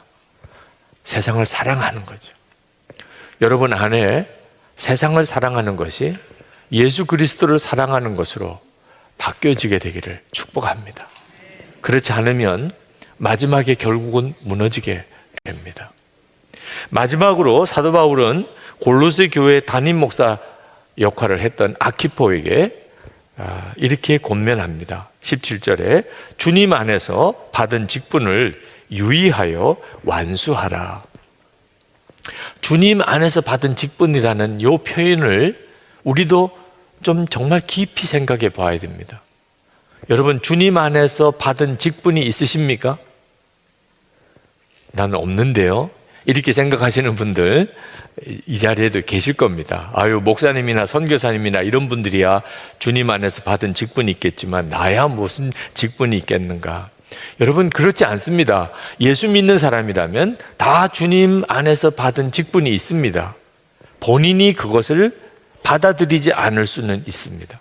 주님은 주셨는데 본인이 받아들이지 않을 수도 있습니다. 여러분, 오늘 선교사 후원의 회원 모집을 이렇게 했는데 여러분 모두에게 주어진 주님의 초청입니다. 여러분이 선교사로 부름을 받지 않았다 하더라도 보내는 선교사 역할은 우리 모두가 다 맡아야 되는 일입니다. 그런데 신청하지 않는 분, 그건 나하고 상관없는 일이야. 나 그런 것까지 부담하기는 너무 힘들어. 여러 가지 이유 때문에 거절할 수 있는 거죠. 이게 얼마나 귀한 축복인 줄을 모르니까 하나님 주님 안에서 주어지는 직분을 내가 거절한 거죠. 지난 주일에는 저는 일본에 있었습니다. 일본에 있는 우리 형제교회 요코하마 영광교회 창립 20주년 예배와 집회 때 그 자리에 참석했습니다. 그때 그 일본 요코하마 영광교회 김경환 선교사님 후원 회원들 교우들이 같이 참석하셨습니다. 지금 이 예배 자리에도 계십니다. 그 집회 때 눈물바다였습니다. 선교사님이 감사 인사를 하시는데 다 울었고 심지어 막 통곡을 하는 사람도 있었어요. 그렇게 하나님의 은혜가 넘쳤습니다. 그런데 그 일본에 있는 그 교회에 그 선교사님을 그렇게 위로하고 축복하는 그 일에 우리 교회 선교사 후원 회원들이 얼마나 귀하게 섬기고 큰 역할을 했는가를 제가 보았습니다. 솔직히 얼마나 감사했는지. 그리고 함께 그 간증을 서로 나누는 시간에 정말 너무나 아름다운 고백들을 들으면서 제가 황홀했습니다. 우리 모두에게 하나님이 주신 사명입니다. 어느 선교사님이 현지에 나가 있는데 그 선교사님을 위해서 마음과 기도를 다하여 그를 섬기는 일은 우리 모두가 다 맡아야 할 일입니다. 주님 앞에 섰을 때 여러분들이 한평생 했던 일 중에 선교사 후원 회원 되는 일 그만큼도 큰 비중을 차지하는 일 쉽지 않을 겁니다. 교인들 중에는 그런 분이 있으십니다. 목사님, 제가 예수 믿기 전에는 친구도 많았고 함께 마음을 나눌 사람도 많았는데 내가 예수 믿고 난 다음에 교회 안에서 마음을 나눌 사람이 없어요. 그런 분들이 많습니다. 충분히 그 마음을 이해할 만합니다. 그죠? 고향 친구들, 학교 동기들 또는 군대 동기들 만나면 그냥 속에 있는 이야기 다 꺼내고, 그죠? 정말 그 친밀함, 며칠이고 같이 여행도 하고 그럴 수 있는 세상 친구들이 있었습니다. 그런데 예수를 믿고 나니 그런 친구들 다 떨어져 나갑니다. 그런데 교회 안에서는 그런 친밀한 사람을 만나지를 못하는, 그래서 너무너무 외로워하시는 분들이 교회 안에 있으십니다. 자, 그러나 한번 스스로에게 다시 확인해 보셔야 될 필요가 있겠습니다. 그런 분이 있으시다면 도대체 그렇게 나누고 싶은 마음이 뭡니까? 교회 안에서 마음을 함께 나눌 사람이 없다는데 그렇게 나누고 싶은 그 마음이 도대체 뭘 말하는 것입니까? 일제시대에 독립군은 모든 것을 다 포기해야 됐습니다. 가족도 자녀도 집안도 완전히 무너질 각오를 해야만 했습니다. 그럼에도 불구하고 독립군으로 나섰던 이유는 그 마음에 조국의 독립을 향한 정말 열망이 있었기 때문에. 그런데 어느 날 어떤 사람을 만났는데 그 사람도 독립군이에요. 한 번도 만나본 적이 없습니다. 그냥 독립군이에요. 그 사람 마음속에도 조국의 독립을 향한 정말 어떻게 거절할 수 없는 열망이 있는 사람. 여러분 어떻겠습니까? 그 만남이 첫 만남이지만 그냥 끌어안고 그렇게 좋아할 것입니다. 마음을 나눈다는 건 이렇게 하는 거죠. 여러분, 우리는 하나님의 나라의 독립군들입니다. 예수 그리스도 그분을 우리 마음에 거하시게 영접했고 하나님의 나라가 이제는 내 나라가 됐습니다. 여러분이 정말 그 마음을 나누고 싶다면 많습니다. 처음 만나는 사람일지라도 정말 가슴을 열고 뜨겁게 끌어안고 눈물로 포옹할 사람 여러분 많습니다. 혹시 없으시면 저한테 연락하세요. 저하고 교제해요. 네. 제가 또 그런 분들을 소개해 드리겠습니다. 그런데 여러분의 마음속에 예수 그리스도에 대해서는 관심이 별로 없어요. 그냥 세상 관심만 많아요. 그런데 그 마음을 나누고 싶다. 그 교회 안에 큰일입니다. 그러면 세상으로 가득 찬 마음, 그 마음 나누는 것 때문에 성도의 교제가 있다면 그건 정말 난감한 일이죠. 여러분 안에 정말 예수 그리스도께서 거하시고 그리고 하나님의 나라가 여러분 안에 온전히 이루어졌다면 그러면 주님으로부터 오는 직분이 얼마나 귀한가 하는 것을 알게 됩니다. 주님으로부터 오는 직분은 고난을 각오해야 합니다. 세상에서는 귀하게 여기지도 않습니다. 그것 때문에 무슨 돈을 버는 것도 아니고 내가 뭐 이름이 나는 것도 아닙니다. 오히려 사람들로부터 손가락질 받는 것, 사회 부적응자라고 그렇게 멸시받을 각오를 해야 되는 것이 주님으로부터 온 직분입니다. 그래서 사도 바울은 유의하여 완수하라고 말씀한 겁니다. 정신 차리지 못하면 놓쳐버리니까. 뭐 돈 버는 것도 아니죠. 뭐 그렇다고 해서 세상에서 높아지는 것도 아니죠. 바빠 죽겠는데 뭐 이런 일 저런 일 주님을 위해서 일하라 그러면 부담만 되는 일이죠. 소홀히 하기가 딱 좋은 거죠. 그런데 주님 앞에 가보면 알게 됩니다. 그게 진짜였던 거예요. 먹고 사는 것을 위해서도 바쁜 일이 우리에게 있지만 지나고 난 다음에 보면 사실 그건 정말 주님께 믿고 맡기고 순종만 하면 될 수도 있었던 길이었어요. 거기에 목숨 걸 이유도 없었어요. 주님으로부터 받은 직분, 그거는 정말 영원히 남는 것이었어요. 근데 내가 그것을 내 스스로가 걷어차버린 것입니다. 그 심정을 여러분 이해하시겠습니까? 사실 당시 세계를 지배하던 로마 제국 안에서 사도 바울의 존재는 정말 미미했습니다. 사도 바울이 전하는 이 십자가의 복음, 하나님 나라의 복음, 그리고 그 사도 바울과 함께 동역했던 사람들은 그 로마 제국 안에서는 아무런 존재감이 없었어요. 그들은 감옥에 갇혀 있는 사람, 그러다가 그렇게 죽임을 당했습니다. 세계사를 여러분 한번 들춰보십시오. 사도 바울이라는 존재가 나오는지. 세계 역사에는 역사가들의 눈에 전혀 들어오지 않는 사람들이었습니다. 그런데 2000년이 지난 지금 우리는 그때 당시 로마 시대에 유력한 사람들, 유명한 사람들, 내노라는 사람들 아는 사람 있습니까? 그저 역사책에서 보는 황제나 장군이나 철학자들 이름만 알 뿐이죠. 근데 우리에게 골로새서가 이렇게 주어져서 하나님 나라의 그 유명한 하나님의 일꾼들을 우리가 보고 있어요. 그때 당시 2000년 전에는 정말 존재감이 없었던 사람, 사람들로부터 멸시받는 사람, 가장 불쌍하게 취급받았던 사람. 그런데 그들은 하나님으로부터 온 직분, 주님 안에서 주어진 직분을 붙잡았던 거예요. 그리고 지금은 정말 별과 같이 빛나는 거죠. 사도 바울이 감옥에서 골로새에 편지를 써서 보냅니다. 그걸 두기고에게 맡겨서 두기고가 비행기가 있어요, 자동차가 있어요. 그 로마에서 터키까지 걸어서 가서 그 골로새에 있는 교회에 찾아가서 그 편지를 전달했습니다. 여러분, 그 편지가 누가 주목할 만한 것이겠습니까? 그 편지를 받은 골로새 교인들은 또 몇 명이나 있었겠습니까?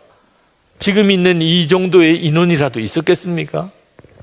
그런데 지금 우리가 그 골로새서를 몇 달을 같이 묵상하면서 은혜를 받고 있잖아요. 우리 주님으로부터 왔다는 것이 얼마나 놀라운 것인가를 아셔야 합니다. 저는 이 골로새서 마지막 부분을 읽으면서 그 지난 주간 일본의 선교사 후원 회원들 이름이 이렇게 연상이 돼요. 그 일본 선교사 후원의 그분들의 이름이 무슨 TV에 나왔습니까? 신문에 나왔습니까? 근데 하나님의 나라의 기록에는 아마 요즘 세상에서 일어나는 뉴스는 다 사실 의미가 없고 그분들의 이름이 하나님의 나라에서는 가장 존귀하게 이름이 기록되었을 것입니다. 저는 여러분들에게 이제 다 그만두고 신학교 가라는 뜻으로 이 말씀을 드리는 게 아닙니다. 주님의 그런 부름이 있다면 가야 되겠지만 여러분의 가정, 여러분이 살고 있는 동네, 여러분이 다니고 있는 직장이 하나님이 여러분에게 주신 사명지인 것을 깨닫게 되는 것이 제가 소원하는 것입니다. 여러분 자신을 위해서, 여러분의 만족을 위해서, 여러분의 기뻐함을 위해서 존재하는 것에 대한 생각이 바뀌어서 하나님이 나에게 주신 사명지다. 내 가정이, 내가 사는 동네가, 그리고 내 직장이 하나님의 나라가 이 땅에 임하기를 위하여 내가 거기서 하나님의 나라를 선포하고 그리고 사람들을 그렇게 섬기며 주의 복음을 전해야 되는 예수 그리스도께서 나를 통하여 일하게 하시는 현장이다. 여러분이 그 사실을 진짜 깨닫고 믿게 되는 순간에 여러분은 선교사입니다. 사도 바울의 동력자들과 똑같은 존재입니다. 사도 바울은 마지막 인사에서 내가 갇혀 있음을 기억하십시오. 18절에 그렇게 마지막 부분에 그렇게 씁니다. 지금 사도 바울은 감옥에 갇혀 있습니다. 그리고 그 사도 바울의 동력자들도 일부는 감옥에 같이 갇혀 있고 일부는 주변에서 사도 바울을 돕고 있습니다. 자, 그런데 이걸 뭘 꼭 기억을 하라고 하실 이유가 뭐가 있는 것입니까? 여러분, 감옥에 간 게 뭐 자랑스럽습니까? 예수 믿으면 이렇게 감옥에까지 가야 되고 순교자의 그런 길을 가야 되는 거라고 한다면 여러분 전도가 잘 되겠습니까? 예수 믿으면 뭐 건강해지고 예수 믿으면 부자 되고 예수 믿으면 자녀도 잘 되고 그래도 예수 믿을까 말까 하는데 예수 믿으면 고난당하고 예수 믿으면 감옥 가야 되고 예수 믿으면 순교해야 되고 믿고 싶어도 오히려 거부감이 들 정도이지 않겠습니까? 그런데 왜 사도 바울은 그걸 기억하라고 하느냐 말이에요. 내가 이렇게 갇혀 있는 것을 기억하십시오. 왜 그렇게 말씀하냐는 거예요. 거기에는 까닭이 있습니다. 사도 바울이 어쩔 수 없어서 감옥에 들어가 있는 게 아닙니다. 사도 바울이 정말 그런 고난을 당할 수밖에 없는 운명이기 때문에 그런 어려움을 겪고 있는 게 아니라 그 말입니다. 사도 바울은 얼마든지 안 할 수 있었어요. 사도 바울과 함께 했던 동력자들 어쩔 수 없이 사도 바울과 함께 일했던 거 아닙니다. 얼마든지 그들은 나 안 해. 나 더 이상 이렇게 고생 안 해. 나 이제 집에 돌아갈 거야. 나 세상으로 돌아갈 거야. 얼마든지 그렇게 할 수 있었습니다. 누구도 붙잡을 수 없었어요. 마가가 그랬잖아요. 나 집에 돌아갈 거야. 그러고는 전도 여행 가다가 그냥 돌아와 버리고 말았습니다. 나중에 그가 다시 돌이켜서 사도 바울의 동력자가 됐지만 데마 그는 마지막 순간에 사도 바울이 순교하기 직전에 나 이제 더 이상 당신 못 따라다니겠어. 나 이제 당신한테 실망했고 복음이라는 것도 나 믿어지지도 않고 나 이제 세상으로 가겠습니다. 세상으로 돌아가 버렸어요. 누가 말릴 거예요. 그런데 어떻게 끝까지 순교하는 자리까지 사도 바울은 갔으며 그런 사도 바울의 동력자가 도대체 뭐라고 설명을 해야 되느냐 말이에요. 고난보다 순교보다 비교할 수 없이 크고 엄청난 걸 발견했기 때문이 아니겠습니까?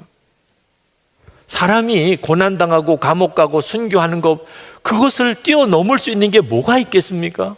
그런데 그게 있으니까 얼마든지 돌아갈 수 있는데 얼마든지 안 한다고 할 수 있는데 나 예수 안 믿어 이러면 끝나는 문제인데 어떻게 그렇게 끝까지 갔냐는 거예요.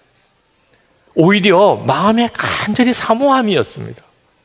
여러분도 뭔가 간절히 얻고 싶은 게 있으시지요?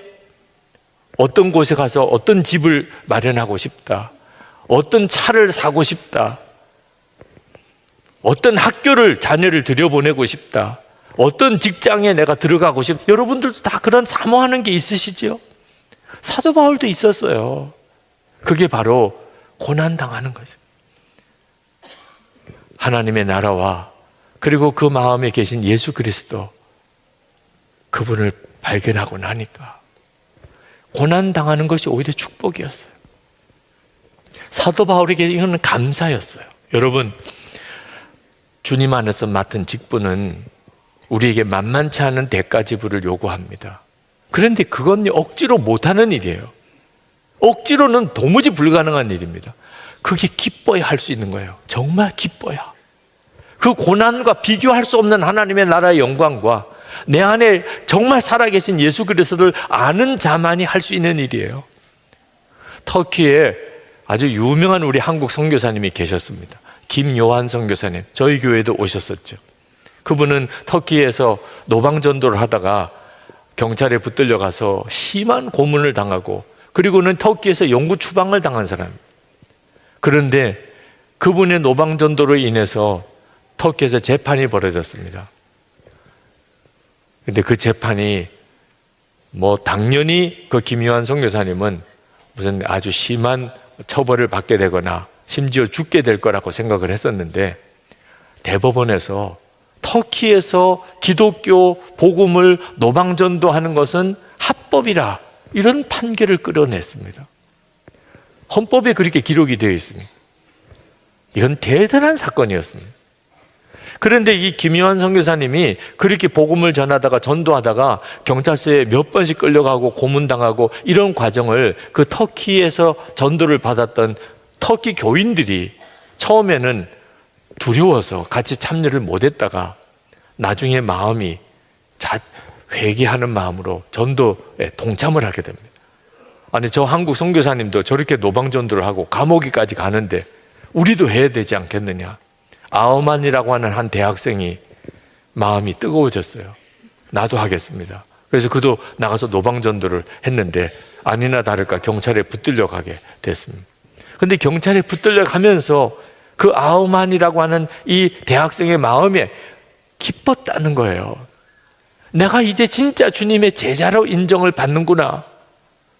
예수를 믿고 고난을 당하는 자가 되었구나. 그렇게 인정받게 되는 것이 너무 기뻤다는. 경찰서 지하에 끌려 내려가서 무지막지하게 몽둥이질을 당했습니다. 그런데 그렇게 맞으면서 점점 더 기뻐지는 거예요. 내가 이렇게까지 고난을 당하니 얼마나 감사한가. 맞으면 감사합니다. 맞으면 감사합니다. 얼굴 표정이 너무너무 밝은 거예요. 나중에 경찰이 하도 질려서, 야, 너 제정신이냐? 보통은 보면 이렇게 때리면 잘못했어요, 다시는 안 할게요, 다시는 안 믿을게요, 이렇게 나와야 되는데 너는 어떻게 때리면 때릴수록 더 얼굴이 밝고 때리면 때릴수록 감사하다고 하냐. 그래서 그가 이렇게 그 경찰에게 이야기를 했답니다. 우리는 주 예수님을 왕으로 모시고 사는 사람으로서 주님이 고난을 당하신 것처럼 우리도 고난당하는 것이 기쁜 것입니다. 그러므로 당신이 우리를 때렸다고 미안해하지 마세요. 정말 감사한 일입니다. 그래서 나가라고 그랬다는 거죠. 그 경찰이 나가라. 대책이 안 서는 사람. 안디옥에 다시 터키인들 중심으로 그 아우만이라는 그 사람을 중심으로 교회가 섰어요. 골로새서의 마지막 부분에서 사도 바울이 자기와 함께 동역했던 이들을 한 사람 한 사람 소개하는데, 이건 황홀한 일입니다. 예수를 믿는다는 게 도대체 뭘 말하는 것인지를 너무나 분명하게 증명해 주고 있는 것입니다. 여러분, 하나님으로부터 여러분 받은 사명 정말 소중합니다. 놓치면 안 됩니다. 지금 하나님이 우리에게 주시는 사명들이 여러분 모두에게 주어지고 있습니다. 여러분이 그것을 귀하게 보지 못하면 다 잃어버립니다. 나중에 하나님 앞에 갔을 때야 생각납니다. 그때 내게도 그런 기회가 왔었는데. 하나님 나라의 보화를 발견하는 눈이 열리시기를 축복합니다. 진짜를 붙잡으셔야 됩니다. 지금 우리 눈에 중요해 보이는 것이 하나님 앞에 갔을 때는 아무것도 아닌 것이 많습니다. 지금은 정말 하찮아 보이는 것이 하나님 앞에 갔을 때는 좀 보배 같은 일들이 너무나 많습니다. 때를 놓치면 안 됩니다. 어느 청년이 전도를 그렇게 받았는데 전도자에게 늘 그렇게 대답을 했습니다. 나중에 믿을게요. 나중에 나 예수 믿을게요. 지금은 좀 제발 내버려 두세요. 내 이 젊음을 예수에게 청춘을 바치기는 너무 아깝잖아요. 할 일도 많고 아직도 좀 내가 즐길 일도 많습니다. 어느 날 이 청년이 아파서 병원에 입원을 했습니다. 전도자가 그에게 꽃다발을 보냈는데 완전히 시들은 꽃다발을 보냈습니다. 얼마나 화가 났는지. 그래서 막 따졌습니다. 어떻게 이런 꽃다발을 나한테 보낼 수가 있냐. 왜 기분 나쁘셨습니까? 기분 나쁘지요. 하나님도 그렇습니다. 왜 하나님께서 다 시들은 꽃다발만 바치려고 하십니까? 여러분, 여러분의 삶 속에서 하나님께 드릴 기회를 놓치지 마셔야 합니다. 여러분은 어떻게 기억될 것 같습니까? 이 땅에 예수를 믿는 이들 중에 잘 믿었다고 하는 이들 중에도 나중에 가서는 그 구원을 잃어버릴 수도 있다고 주님이 말씀하셨습니다. 정말 그럴까? 여러분 지난 한 주간 한번 돌아보십시오. 정말 예수 그리스도가 그와 함께 계시고 하나님의 나라의 영광을 경험한 사람, 그 하나님의 나라를 위해서 사는 사람, 여러분 주변에 몇 사람이나 있었습니까? 예수 믿는 사람 우리나라에 꽤 많습니다. 근데 진짜 예수 그리스도를 마음에 모시고 하나님의 나라의 영광을 위해 사는 사람은 좀처럼 찾아보기 힘듭니다. 여러분이 그 사람이 되셔야 합니다. 지금 여러분의 모습 그대로 기록됩니다. 그러므로 우리는 지금 여기서부터 예수 그리스도와 동행해야 합니다. 이것이 가장 인생을 잘 사는 것입니다. 내 안에 계신 그리스도, 이 골로새서가 우리에게 주는 놀라운 복음의 비밀입니다. 오늘 여러분 성찬을 받는데 이 성찬은 우리가 예수님 안에, 예수님이 우리 안에 계신 그 놀라운 은혜를 오늘도 확인해 주는 축복의 시간입니다. 우리가 한 달에 한 번 성찬을 첫 주 드리는데 그것은 잊어버리지 않게 하기 위해서 그렇습니다.